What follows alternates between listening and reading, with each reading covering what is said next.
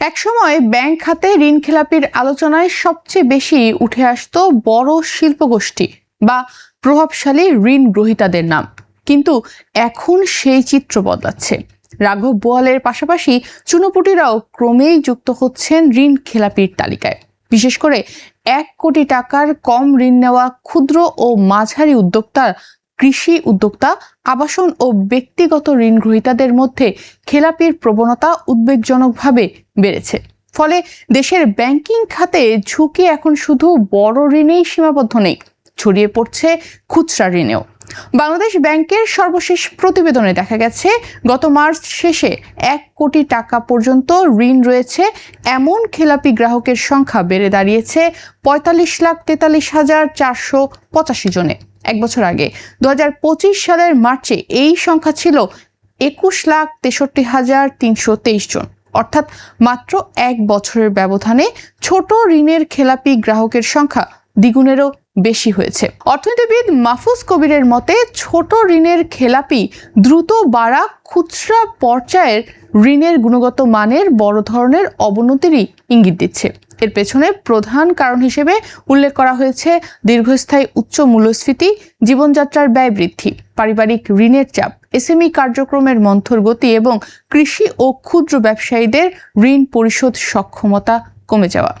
আগেও যারা ক্ষুদ্র মাঝারি যে সমস্ত উদ্যোক্তা, তো তাদের আসলে খেলাপি ছিল, কিন্তু এখন যেটি হয়েছে সেটি হলো যে এখন কিন্তু তাদের এই যে গ্যাস বিদ্যুতের সংকট এবং তাদের যে ঋণ রয়েছে, তারা যে ঋণ করেছেন তারা পরিশোধ করতে গিয়ে দেখেছেন যে আসলে ঋণের সুদ অনেক বেড়ে গেছে, কিন্তু সেই অনুযায়ী কিন্তু মুনাফাটা হয়নি তাদের।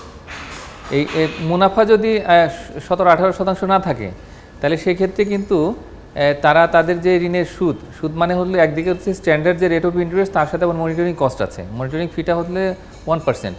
তো যারা বড় শিল্পোদ্যোক্তা বা ব্যবসায়ী, তো তাদের ঋণের যে সুদের হার আর আসলে এসএমই ওনারদের ঋণের সুদের হার একরকম নয়, তাদের সুদের হার আরও বেশি। তো এই কারণে তাদের উপরে বার্ডেনটা আরও বেশি, তার কারণ তাদের যে উৎপাদন, তাদের সমস্যাটা কেউ শুনতে চান না। তো যার ফলে তারা কিন্তু দিনে দিনে তাদের পিঠের দেওয়ালে ঠেকে গেছে। তারা মাঝখানে যেটি করেছিলেন সেটা হলো তাদের সঞ্চয়টা ভেঙে তারা সেগুলো কিন্তু এই ব্যবসার কাজে লাগিয়েছেন, তো সেটাও শেষ হয়ে গেছে। তো এখন যেটা দেখা যাচ্ছে যে বিগত হয়তো কয়েকটি কোয়ার্টারে, 1-2 কোয়ার্টারে তো তাদের হিসাবগুলো বের হয়ে আসছে। তার কারণ একদিকে যে অন্তর্বর্তী সরকারের সময়টাতে ওনার চাপের মধ্যে ছিলেন, তখন ব্যবসাগুলো চালানো যায়নি। অন্যদিকে যে নতুন গণতান্ত্রিক সরকার ক্ষমতা আসার পরেও কিন্তু তাদের পরিস্থিতির উন্নতি হচ্ছে না। একদিকে তারা ঋণও কম পাচ্ছেন, অন্যদিকে তারা যা ঋণ নিয়েছিলেন সেটাও কিন্তু যখন তারা শোধ করতে যাচ্ছেন, তখন তাদের যেহেতু নেট প্রফিটটা 16-17% হয় না, তো যার ফলে তারা আসলে কি করবেন, তারা তাদের ওই সংসার চালাবেন এই টাকা দিয়ে, নাকি ব্যাংকের ঋণ পরিশোধ করবেন। তো সেই ডিলেমার মধ্যে পড়ে গিয়ে তারা মূলত এই খেলাপি হয়ে যাচ্ছে। মার্চ শেষে ব্যাংক খাতে বিতরণ করা মোট ঋণের পরিমাণ ছিল 17,83,700 কোটি টাকা। এর মধ্যে সার্বিক খেলাপি ঋণের হার দাঁড়িয়েছে 32.7%। 1 কোটি টাকা পর্যন্ত ঋণের মোট স্থিতি ছিল প্রায় 4,10,000 কোটি টাকা, যার 15%ই খেলাপি। টাকার অঙ্কে হার তুলনামূলক কম হলেও গ্রাহক সংখ্যার দিক থেকে এ শ্রেণীর খেলাপি বৃদ্ধি এখন সবচেয়ে বড় উদ্বেগ। অন্যদিকে বড় ঋণেও সংকট কমেনি। 50 কোটি টাকার বেশি ঋণ রয়েছে এমন গ্রাহকদের ঋণ স্থিতি প্রায় 5,76,000 কোটি টাকা, যার 42.5%ই খেলাপি। এই শ্রেণীতে খেলাপি গ্রাহকের সংখ্যা 1 বছরে 1,478 জন থেকে বেড়ে 2,035 জনে পৌঁছেছে। মাঝারি ঋণেও একই প্রবণতা দেখা যাচ্ছে।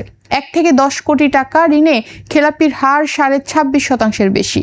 10 থেকে 20 কোটি টাকা ঋণে খেলাপির হার 45%। 20 থেকে 30 কোটি টাকায় প্রায় 36%, 30 থেকে 40 কোটি টাকায় প্রায় 39% এবং 40 থেকে 50 কোটি টাকা ঋণে খেলাপির হারও প্রায় 45%।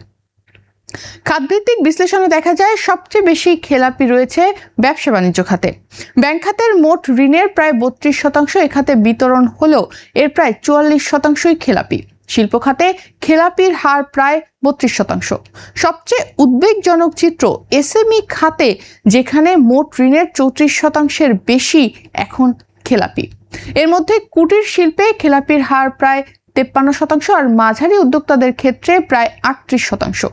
এছাড়া কৃষি, মৎস্য ও বনায়ন খাতে খেলাপির হার প্রায় 30% এবং নির্মাণ খাতে প্রায় 30%। ভোক্তা ঋণে খেলাপির হার তুলনামূলক কম, প্রায় 7%। এ বিষয়ে নর্থ সাউথ বিশ্ববিদ্যালয়ের ডিন ডক্টর AKM ওয়ারসুল করিমের মতে, বাংলাদেশ ব্যাংকের নতুন নিয়মের কারণে সুদ মওকুফের প্রত্যাশা ব্যবসায়ীদের ঋণ খেলাপি হতে উৎসাহিত করছে। নিউজ দেখলাম যেটা একেবারে আজকে তরতাজা, কয়েক ঘন্টা আগে, সেখানে বলেছে যে খেলাপি ঋণ এর অ্যাকাউন্ট, ডক্টর রফিক, অ্যাকাউন্টের পরিমাণ ডাবল হয়ে গেছে। বুঝতে পেরেছি, এটা অবিশ্বাস্য যে আজ মানে আই থিঙ্ক গতকালই বাংলাদেশ ব্যাংকে একটা রিপোর্ট পাবলিশ হয়েছে, সেখানে নাম্বার অফ অ্যাকাউন্ট হোল্ডার্স যারা ডিফল্ট করেছে, মানে আগে ছিল অ্যাবাউট 21 লক্ষ, এখন হয়েছে 40 লক্ষের উপরে। তো এটা তো আরেকটা বড় অ্যালার্মিং, মানে সুনামি আসতে যাচ্ছে। আরেকটা হতে পারে, সেটা হচ্ছে ওই যে এক্সিট প্ল্যান। বাংলাদেশ ব্যাংকের মাননীয় গভর্নর বলেছেন আমরা একটা এক্সিট প্ল্যান দেব, যে তুমি তোমার অ্যাকিউমুলেটেড ইন্টারেস্ট এটা দিতে হবে না, শুধু আসল টাকাটা, শুধু মূল যে অ্যামাউন্ট আপনি ঋণ নিয়েছেন সেই লোনের টাকাটা ফেরত দিলে আগামী 6 মাসের মধ্যে, জুলাই থেকে ডিসেম্বর এর মধ্যে দিলে তোমার আর মানে আমার ধারণা এটা উৎসাহিত করে। কারণ এরকম মনে করবে যে এবার এক্সিট প্ল্যান যদি হয় 2 বছর পর আবার এক্সিট প্ল্যান হবে, তাহলে আমি টাকা দেওয়া বন্ধ করে দেই। আপনি খেয়াল করুন, আপনার যদি প্রতি মাসে কোটি কোটি টাকা ইনস্টলমেন্ট থাকে, আপনি জানেন যে এটার জন্য ফৌজদারি অপরাধ হিসেবে আপনাকে জেলে নিতে পারবে না। এটা মানে অর্থঋণ আদালতের একটা বড় সমস্যা। এখানে ফ্রড প্রমাণ করতে না পারলে কাউকে জেলে নেওয়া যায় না। আপনি শুনেছেন। তবে Bangladesh textiles mills association BTMA এর সভাপতি শওকত আজিজ রাসেল বলছেন, দীর্ঘ সময়ের উচ্চ মূল্যস্ফীতি ও অর্থনৈতিক চাপের কারণে চাকরিজীবী থেকে শুরু করে ক্ষুদ্র ও বড় ব্যবসায়ী সবারই ঋণ পরিশোধের সক্ষমতা কমেছে। জীবনযাত্রার ব্যয়ের পাশাপাশি বিদ্যুৎ, জ্বালানি ও উৎপাদন ব্যয় বেড়ে যাওয়া এবং ব্যাংক খাতের দুর্বলতার জন্য বড় ও ছোট উদ্যোক্তারা সবাই এখন বেশি চাপে পড়েছেন। শুধু তাই নয়, গ্যাস বিদ্যুৎ সাপ্লাই বন্ধ হওয়ায় এবং ব্যাংকের দুর্বলতার কারণে ব্যবসায়ীরা ঋণ খেলাপির তালিকায় অন্তর্ভুক্ত হচ্ছেন।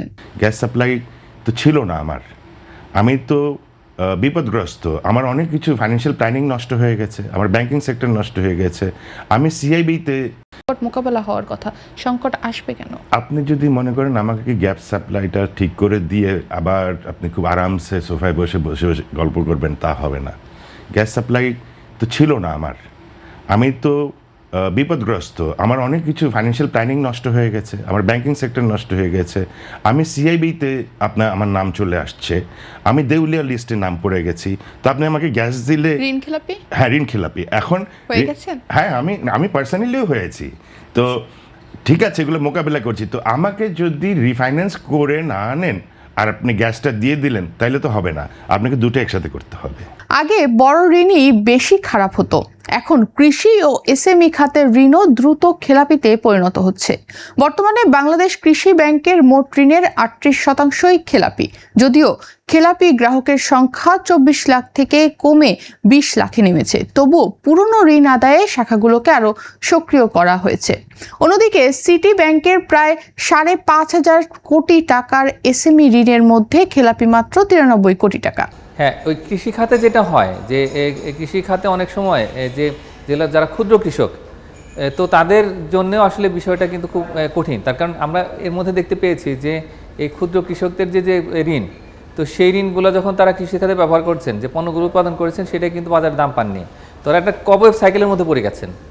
তো এই সমস্যাটা দেখা গেছে অনেক সময় পেঁয়াজ উৎপাদন বা অন্যান্য যে সমস্ত শস্য উৎপাদন, তো সেগুলোতে তারা ঋণ নিয়ে তারা আসলে সেটা বাজারে বিক্রি করতে পারেনি সেই পণ্য।